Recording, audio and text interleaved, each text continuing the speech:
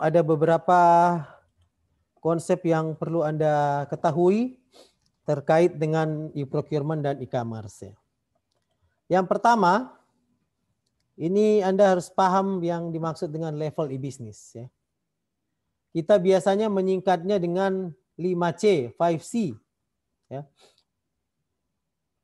Jadi yang pertama, untuk supaya organisasi dapat melaksanakan e-business atau berpindah ke proses-proses digital menjadi organisasi digital, entah itu universitas menjadi e-university atau sebuah kota menjadi kota digital, ya. Itu semua penerapan-penerapan dari e-business, ya. Itu harus mulai dengan yang C yang pertama, yaitu connectivity. Connectivity ini proses yang sangat penting, ya. Kalau Anda lihat di ilustrasi gambar ini, connectivity I am online. Connectivity itu bicara soal konektivitas infrastruktur maksudnya. Ya. Kita tidak bisa pindah ke organisasi digital, kita tidak bisa menerapkan e-business, kita tidak bisa menjadi kota digital, kita tidak bisa menjadi universitas digital kalau tidak ada infrastruktur yang mengatur konektivitas. Nah, kalau teknologi infrastruktur sekarang itu misalnya fiber optik atau konektivitas backbone, biasanya fiber optik di backbone. Baru ada konektivitas infrastruktur yang distribusi, itu misalnya titik-titik wifi. Seperti di Unstrat kan kita punya, selain punya backbone yang mengelilingi seluruh kampus Unstrat, kita punya juga titik-titik wifi. Anda bisa mengakses internet dari situ. Nah, jadi connectivity itu bicara soal konektivitas. Keterhubungan di dunia maya. Itu level pertama. Jadi kalau sebuah kota ada konektivitas, maka dia sudah masuk pada level pertama di level e-business. Sebuah organisasi kalau dia punya konektivitas, maka berarti dia sudah masuk pada level pertama e-business. Ya, seperti itu. Jadi konektivitas itu contohnya ya backbone fiber optik, broadband 4G, 5G gitu ya. Punya alamat IP, punya domain sehingga dapat diakses. Ya. Jadi gambarnya di sini I am online. Itu level e-business yang pertama. Memiliki konektivitas ya sehingga bisa terhubung. Hadir dia di dunia online, kan? Misalnya kalau Anda ketik www.unstrat.ac.id, ada itu di dunia online. Misalnya kita klik portal Inspire, kita akan menemukan ya Unstrat di dunia online. Nah, itu level pertama di e-business, konektivitas ya. Baru yang kedua, coba Anda lihat gambar ini, bicara soal konten. Setelah kita punya konektivitas, nah kita harus punya konten. Contoh di gambar yang pertama ini I am online. Oke, present, sudah hadir dia di dunia maya. Sudah hadir dia di dunia digital. Ya. Baru yang kedua, I am online and I offer travel information on my website. Jadi ada konten setelah dia terkoneksi, misalnya kita ketik www.unstrat.ac.id. Begitu kita ketik, ada Unstrat di online, kemudian ada konten yang dia tawarkan. Misalnya dia menawarkan informasi penerimaan mahasiswa baru Unstrat lewat jalur SBMPTN yang baru saja selesai. Atau lewat jalur Mandiri T2. Itu maksudnya ada konten seperti itu. Ya. Di website e-business ya. Ini mata kuliah e-business ada. Mata kuliah e-business itu ada digital ya. Kemudian ada konten yang dia tawarkan di situ, materi-materi kuliah dia tawarkan di situ. Jadi itu bagian pertama ya. Bagian pertama dari level e-business itu bicara soal konektivitas. Sedangkan bagian yang kedua bicara soal konten harus ada. Ya, seperti itu. Nah, baru yang ketiga, ada yang namanya commerce. Ya. Level bisnis yang ketiga, ada yang namanya commerce. Misalnya, jumlah calon mahasiswa baru yang mendaftar di Unstrat 64.000 gitu ya. Itu artinya mereka sudah mengisi formulir online dan mereka mau membeli produk dari Unstrat menjadi sarjana dari Universitas Samratulangi. Yaitu commerce-nya di situ. Ya. Sehingga kalau dia mendaftar mau menjadi mahasiswa, dia mau menjadi sarjana dari Universitas Samratulangi itu, dia wajib membayar UKT. Itu commerce-nya di situ kalau di universitas digital ya. Seperti itu. Kalau saya ingin membeli makanan ya lewat aplikasi Gojek, maka saya harus menyediakan dana sebanyak ini untuk membeli makanan ini di tenan ini. Ya, seperti itu. Ada commerce-nya di situ. Nah, baru ada yang namanya collaboration ya.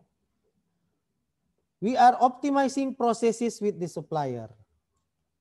Jadi kalau Anda lihat di sini kolaborasi ini dia bekerja sama dengan supplier. Contoh yang paling jelas itu Gojek ya. Gojek ini dia bekerja sama dengan supplier. Ada yang bisa menyebutkan contoh supplier di Gojek? Ada nggak? Di antara kalian ini. Sudah pernah menggunakan aplikasi Gojek? Merlin gimana? Sudah pernah menggunakan aplikasi Gojek, Merlin? Atau Efraim sudah pernah menggunakan aplikasi Gojek?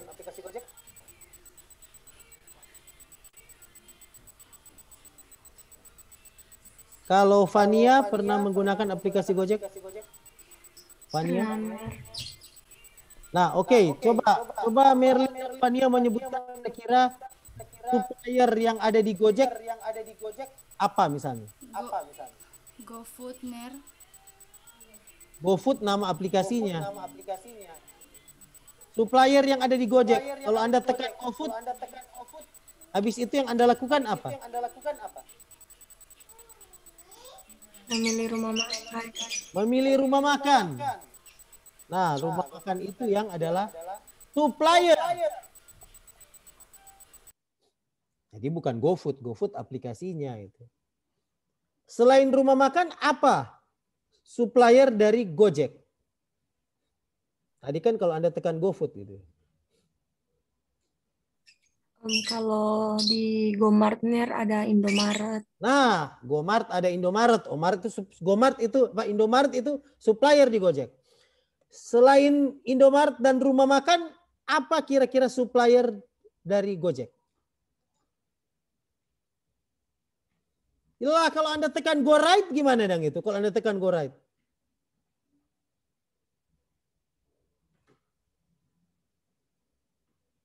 Kira-kira supplier Gojek apa? Selain rumah makan dan Indomaret. Lokasi tujuan. Ya driver ya. Driver entah itu kendaraan roda 2 atau kendaraan roda 4 ya. Supplier itu bicara soal hak oknum atau figur ya yang tidak dimiliki oleh Gojek tapi dia menjadi supplier di Gojek. Contoh motor. Apakah motor itu dimiliki oleh Gojek? Tidak. Gojek tidak memiliki motor. Ya. Gojek tidak memiliki Indomaret.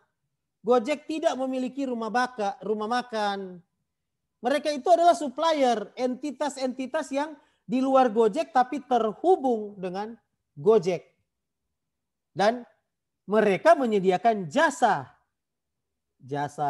angkutan transportasi untuk kendaraan roda 2 atau roda 4, jasa rumah makan, menghasilkan produk, ya, seperti itu.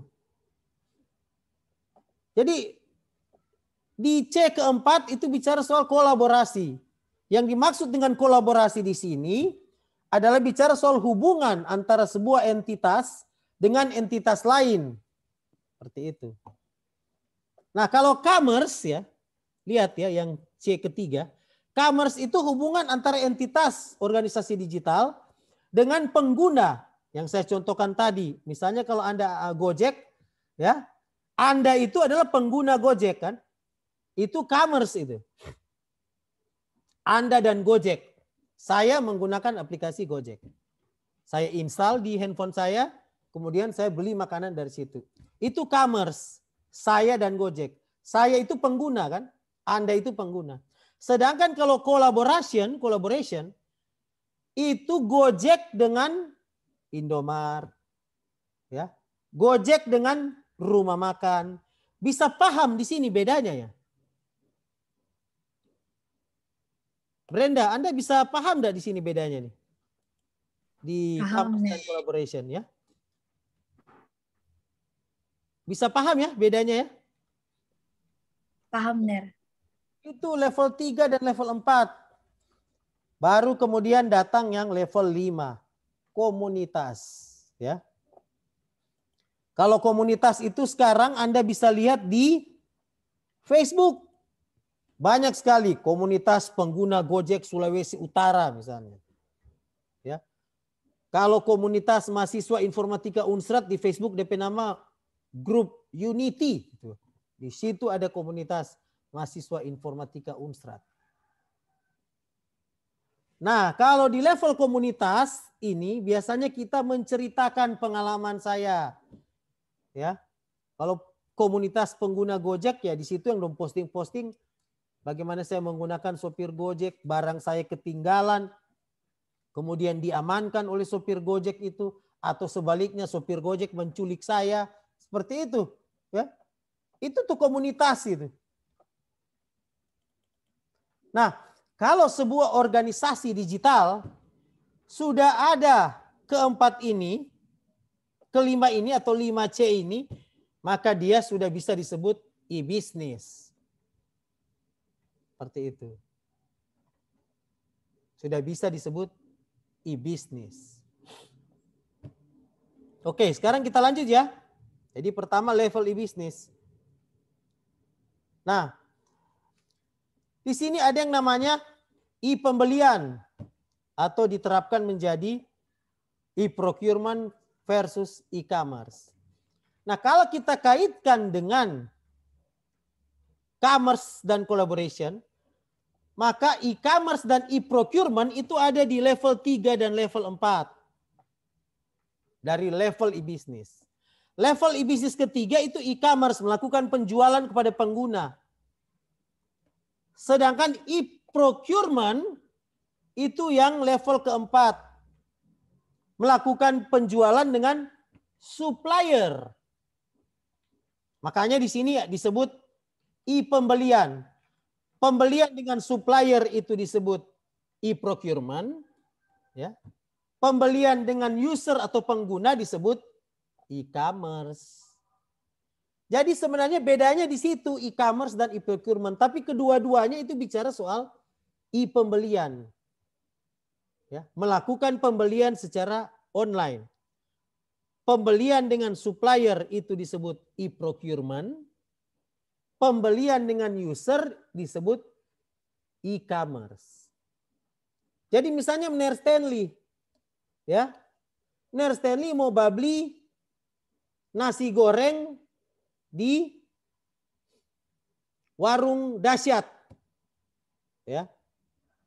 Nah, sekarang bagaimana caranya saya membeli makanan di warung dahsyat? Ya. Kalau tidak menggunakan bisnis digital, makanya saya langsung datang aja di warung dahsyat. Sedangkan kalau saya mau menggunakan teknologi digital dalam membeli makanan di warung dahsyat, maka saya menginstal di handphone saya aplikasi Gojek. Karena apa?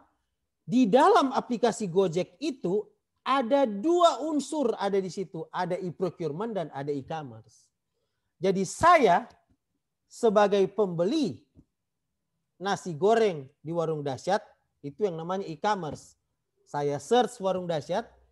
Kalau di Gojek saya tekan dulu GoFood, ya, kemudian akan muncul pilihan Anda ingin GoFood apa. Saya search warung dahsyat, kemudian saya pilih makanan, ya, nasi goreng itu, kemudian saya masukkan ke keranjang, ya, kemudian saya bayar. Itu prosesnya, proses e-commerce. Sedangkan antara Gojek dan warung dahsyat itu ada yang namanya proses e-procurement. Ya. Warung dahsyat membayar biaya tertentu sehingga dia bisa muncul di aplikasi Gojek. Ya.